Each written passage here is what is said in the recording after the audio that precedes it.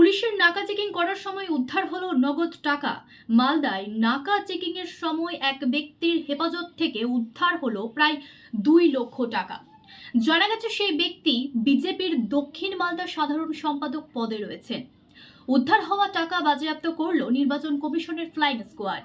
মালদা শহরের রবীন্দ্র এভিনিউ এলাকার ঘটনা। দুপুরে 4 চাকার গাড়ি সহ ওই বিজেপি নেতাকে আটক করে পুলিশ ও ফ্লাইং স্কোয়াড।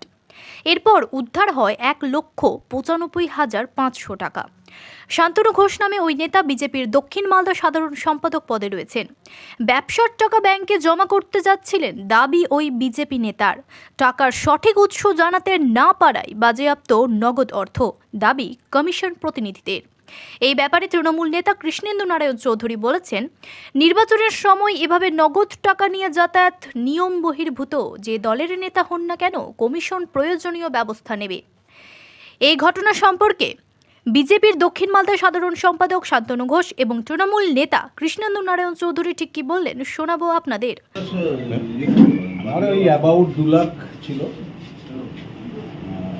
2 লাখের কাছাকাছি আর কি। আমি ওটা ব্যাংকে ডিপোজিট করার জন্য, একজনের অ্যাকাউন্টে ডিপোজিট করার জন্য নিয়ে যাচ্ছিলাম।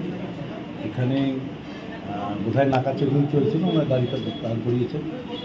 দাঁড় করানোর পরে এখন এটা সিজ করছেন। আমি আমার যা ডকুমেন্টস সেগুলো দিয়েছি, আমার আইটি রিটার্ন আছে। আমি অফিসারদেরকে বলেওছি আমার বিজনেস আছে, আমি সেটা সফট কপি দেখিয়েওছি ওনাদেরকে। এখন ওনাদের যা ফর্মালিটি সেটা ওনারা করবে। আমি বিজেপি ডিস্ট্রিক্ট জেনারেল সেক্রেটারি। কোন সাইড কোথা থেকে আসছে? উৎপত্তিস্থল বলতে এটা আমার ব্যবসার টাকা, সেইটা আরেকজনকে আমার তার অ্যাকাউন্টে ডিপোজিট করার ব্যাপার ছিল, সেটা করার জন্য আমি যাচ্ছি। হ্যাঁ, আমি ওনাদেরকে আমার আইটি রিটার্নের সফট কপি দেখি। না, এটা আমার ব্যবসার কালেকশনের টাকা, সেইটা আরেকজন আমার পাওনাদার আছেন যার কাছ থেকে আমি নিয়েছিলাম আর কি, তাকে তার অ্যাকাউন্টে টাকা ডিপোজিট করার জন্য নিয়ে যাবো। তারা এখন সিজ করবেন, সেটা এখন আমাকে মানে ওনারা যা যা ডকুমেন্ট দিতে বলবেন সেটা রিকভারির জন্য। শান্তনু কি পদে আছেন বিজেপির? আমি দক্ষিণ বাংলার জেনারেল সেক্রেটারি।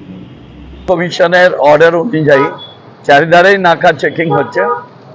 আজকে এই আমাদের রবীন্দ্রনাথ স্ট্যাচুর পাশেই একটা গাড়ি থেকে প্রায় 2 লক্ষ টাকা এটা উদ্ধার করেছে। পুলিশ তদন্ত করে দেখছে যে কি কাজে এটা ব্যবহার হবে এবং কোন দলের হয়ে যাচ্ছে সেটা দেখছে। জানা যাচ্ছে যে এক বিজেপির লিডার। দেখুন, বিজেপি হোক, তৃণমূল হোক, কংগ্রেস হোক, সিপিএম হোক, নির্বাচন কমিশনের দায়িত্ব এটা বের করা, আর আপনাদের কাজ হচ্ছে সঠিক তথ্যটা দিয়ে দেওয়া। আমি বিশ্বাস করি নির্বাচন কমিশন সঠিকভাবে এর তদন্ত করবে।